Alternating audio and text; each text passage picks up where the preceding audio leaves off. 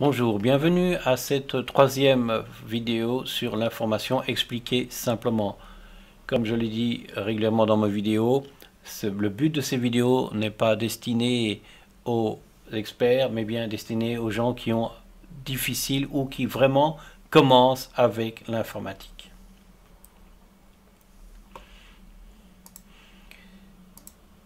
Je m'appelle Philippe Ottois, je suis un formateur et un coach en informatique. Je donne des cours comme Word, Excel, Outlook et PowerPoint. J'ai déjà fait un certain nombre de vidéos, la vidéo 1, la vidéo 2, et on passe ici à la vidéo 3. J'ai l'intention d'en créer d'autres. Si ces vidéos vous intéressent, allez sur YouTube.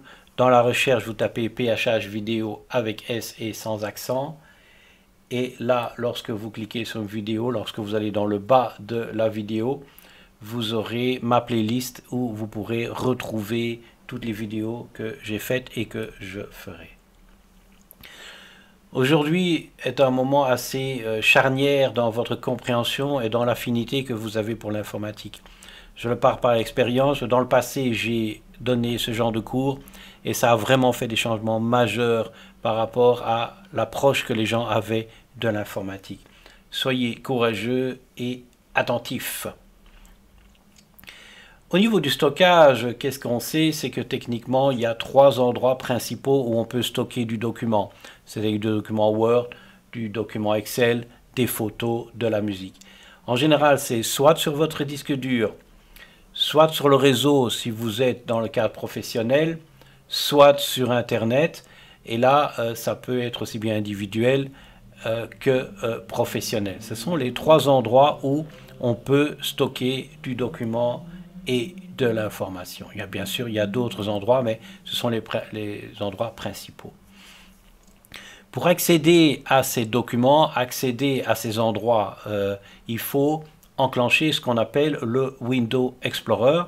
Et le Windows Explorer est une petite icône qui normalement se trouve dans le bas de votre écran. C'est un petit dossier jaune, comme vous voyez représenté ici. C'est un petit dossier jaune et c'est ça qui vous donne la possibilité d'accéder à vos documents, vos photos, vos documents Word et autres documents que vous auriez sauvegardés aux divers endroits, comme je l'ai dit, disque dur, réseau ou sur Internet. Attention, j'ai bien dit le mot Windows Explorer. Souvent, les gens confondent Windows Explorer et Internet Explorer. Je sais qu'il arrive que je dis aux étudiants ouvrez Windows Explorer et ils sont sur Internet. Windows Explorer et Internet Explorer sont 2 programmes différents, 2 applications différentes qui ont un but différent. Le Windows va vous aider à explorer votre ordinateur et vos documents, tandis que l'Internet Explorer, lui, va vous aider à aller sur Internet. Ouvrez donc le Windows Explorer. Normalement, un clic suffit. Ça, c'est une autre erreur que les gens font souvent.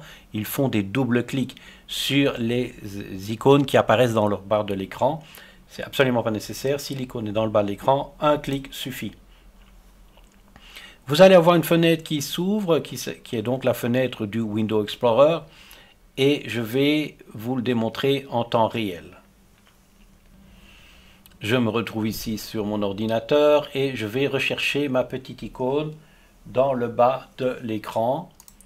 Vous voyez ici c'est le Windows Explorer et on a bien sûr, excusez-moi, on a bien sûr le mot qui apparaît, File Explorer, puisque chez moi je suis en anglais, c'est le Windows Explorer.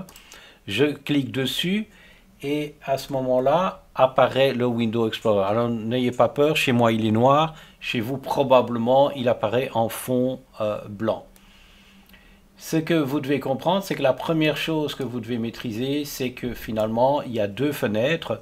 Je ferai une vidéo consacrée au Windows Explorer, ce n'est pas le but aujourd'hui, je ferai une vidéo là-dessus. Mais on a donc, lorsqu'on ouvre le Windows Explorer, 2 fenêtres, une fenêtre à gauche, et une fenêtre à droite. En fait, quelque part, c'est que la fenêtre de droite montre l'élément que vous cliquez sur l'élément de gauche. Lorsque vous cliquez sur un élément ici, il vous montre à droite, dans la fenêtre, ce qui est contenu par l'élément sélectionné. Ce qui nous intéresse ici, c'est ce PC. Vous voyez, hein, vous avez quelque part dans la liste ici, ça peut prendre du temps parfois pour le trouver, hein, et ça s'appelle ce PC, 10 PC en anglais. Je clique dessus et à ce moment-là, il va vous montrer des éléments importants par rapport au stockage.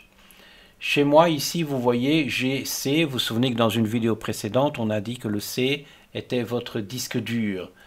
Hein.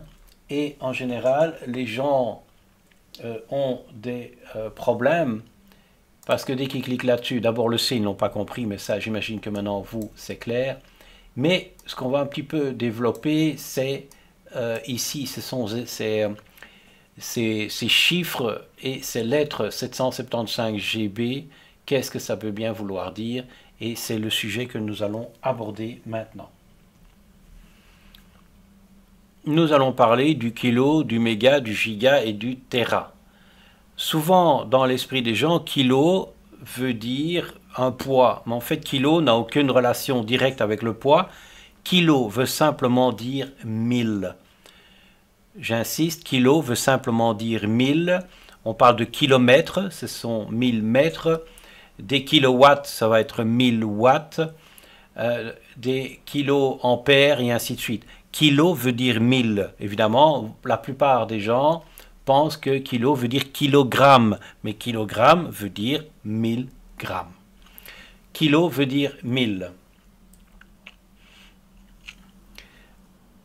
Alors, pour savoir la quantité suivante par rapport au méga, au giga, au téra, il suffit chaque fois d'ajouter 3 zéros. Méga voudra dire 1 million. On ajoute 3 zéros. Giga veut dire 1000 millions ou 1 milliard. Et téra veut dire 1000 milliards. On ajoute chaque fois 3 zéros. Vous allez me dire, bien sûr, c'est très joli, mais 1000 milliards de quoi ou 1000 millions de quoi? C'est à ce moment-là qu'il faut clarifier un autre concept, un autre mot du vocabulaire informatique qui n'est pas toujours clair. En fait, on parle de byte ou d'octet. Alors j'insiste, c'est byte avec un Y est égal à un octet. Alors pour une fois, en français, c'est plus clair qu'en anglais. Parce que pour ceux qui comprennent un petit peu les étymologies, oct veut dire 8. Donc un octet veut dire oui quelque chose. Vous voyez qu'au-dessus du 1, là, j'ai indiqué bit. Donc ce petit 1 ici, lorsqu'on a une suite de oui cercles, un cercle représenterait un bit.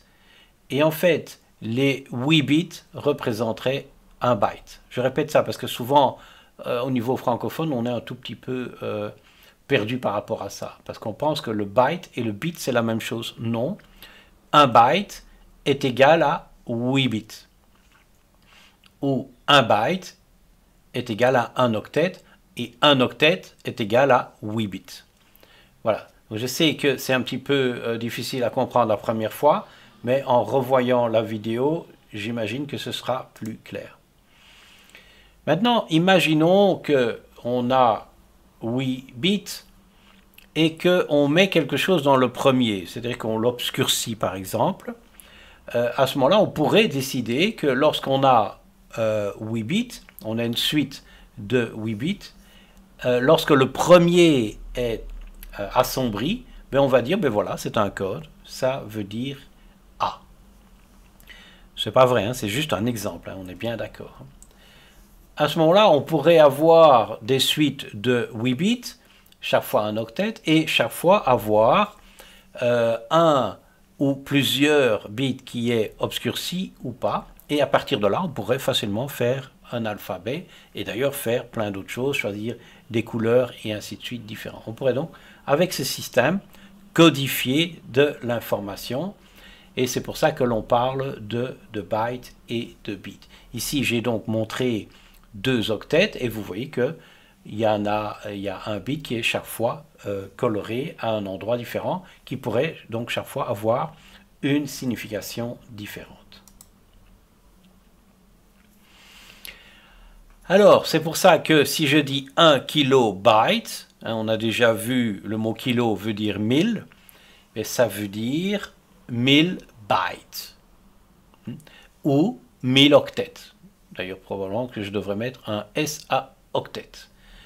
Ça, à ce moment-là, 1000 octets ou 1000 bytes, puisque rappelez-vous que octet c'est la traduction du mot byte, mais ça voudrait dire qu'on a 8 fois 1000 bits. Voilà. Donc essayez d'incorporer ce concept.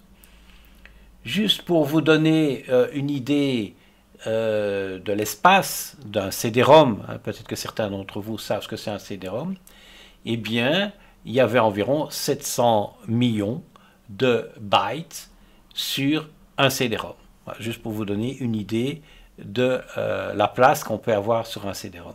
Là, vous commencez à comprendre que quand on parle en informatique souvent de bytes ou d'octets, on parle souvent, pas toujours, mais d'espace occupé par un support tel qu'un CD ou un disque dur.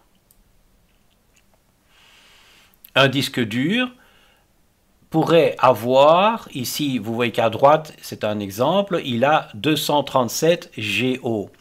Alors si on parle d'octets, on va dire O, hein, G ça veut dire gigaoctet.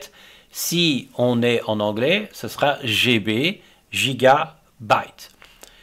Ici, si on a 237 gigaoctets, puisque le giga est égal à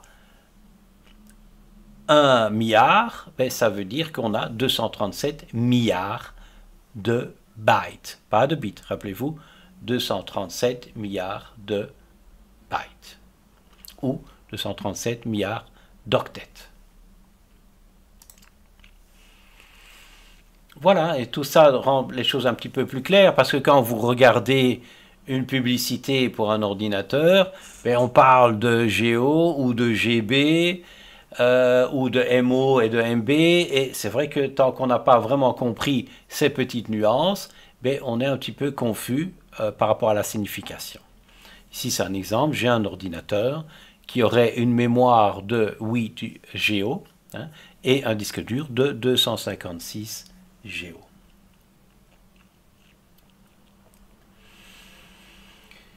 Alors, vous pouvez accéder aux informations techniques de votre ordinateur en faisant CTRL majuscule Escape. Donc, à gauche de votre clavier, vous avez une touche CTRL. Au-dessus de la touche CTRL, vous avez la touche majuscule. Hein. Attention, ne pas confondre la touche majuscule avec la touche Shift Lock. À gauche du clavier, vous avez CTRL et juste au-dessus, vous avez la touche majuscule qui est cette flèche vers le haut. Si vous faites CTRL majuscule Escape et que vous cliquez ici sur Performance, vous allez voir des caractéristiques techniques de votre ordinateur. Voilà, ce n'est pas très important, c'est juste pour vous donner une illustration de ce qu'on vient de voir. Et je suis sûr que dans le passé, tout ça était un petit peu obscur pour vous, et maintenant avec la vidéo, eh bien les choses devraient être plus claires. Je vais faire un quiz et je mettrai le quiz en dessous de ma vidéo, comme ça si vous voulez revoir tous les principes, n'hésitez pas à faire le quiz et évaluer vous-même votre résultat. Merci de votre attention, c'est donc la troisième vidéo. J'espère que ça n'a pas été trop compliqué et à très bientôt.